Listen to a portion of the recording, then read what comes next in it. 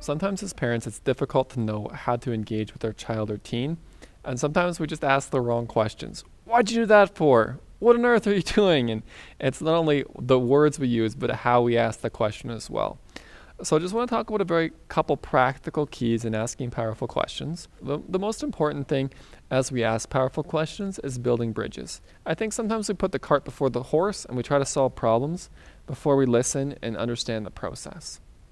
And as parents, I get it. I'm a parent too, and I'm busy sometimes, and I just want the solution. A quick, easy solution to solve a problem. But in terms of solving problems and journeying in relationship with your child, so as your child's unpacking their side of the story, don't interrupt, don't argue, don't dispute details. Just let them share what they share from their perspective. Show that you're engaged by nodding along, asking questions, etc.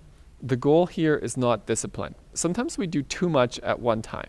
We try to, let's say, you've lost privileges for a month, well, really, we've got to stagger the conversation. We've got to take steps.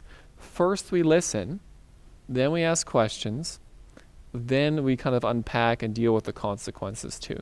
Listen first. Asking powerful questions really does begin and end with understanding how a child's feeling, what they're going through, maybe what are some of the other kind of factors involved in terms of, is there other things happening at school or on your mind or on your heart? So I always say affirm and then ask. So just being able to affirm or support your child is so important, and then you can build on that and ask a question. So we'll talk about a few examples. The first one is kind of the tone of the way we ask the questions. I always say in working with couples and families, we can either talk in uppercase letters in all caps with exclamation points, or lowercase letters and question marks. What are you doing? Uppercase, caps, or hey, just curious, what's going on there? Lowercase letters, question mark, because how you say it, your facial expression, all those different features. Let's say rewind and you're a kid 20 years ago or a teenager, how would you want your parent to approach you? So I think treating someone with honor, with respect, with dignity, if we can do that as a parent, we're really showing how we can connect, build a bridge, and begin a powerful conversation.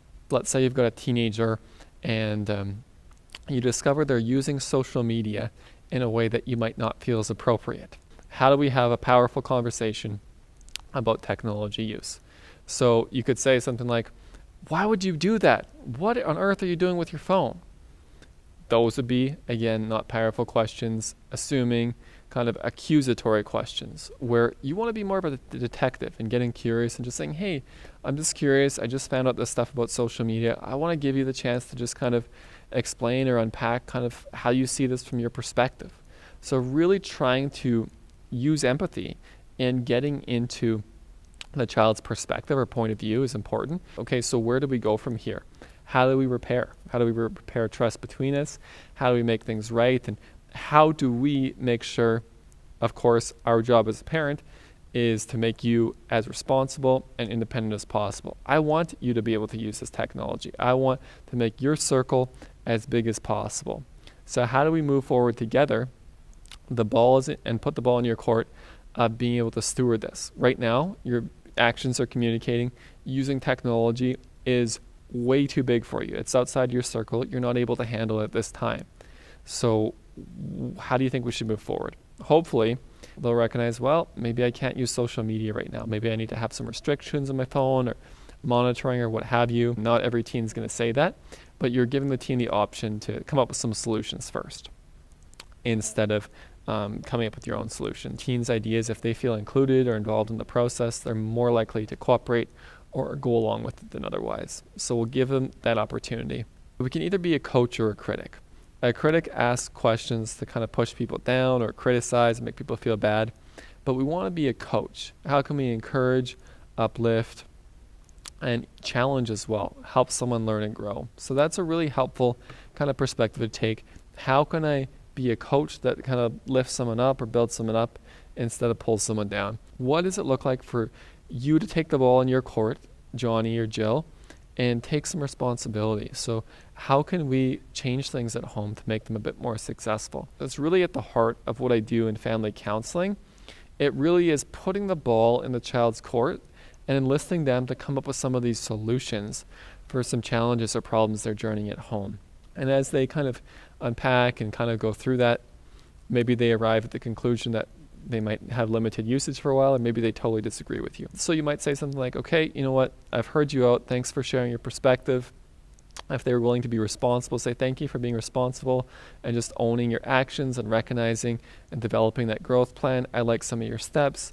Maybe here's some extra steps we have to put in, like maybe you just take a break from your phone for a little bit, or maybe you only do text messaging with a friend that's monitored instead of having access to all the social media applications and people they don't know. Building those steps with your child is the next phase there. So I encourage you as parents, we've got to be firm and we've got to follow through and we've got to give consequences.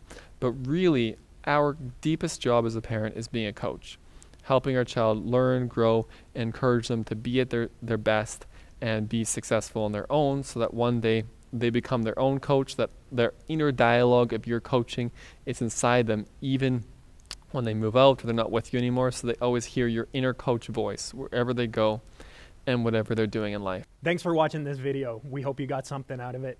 If you liked it, be sure to subscribe to our channel and hit that like button.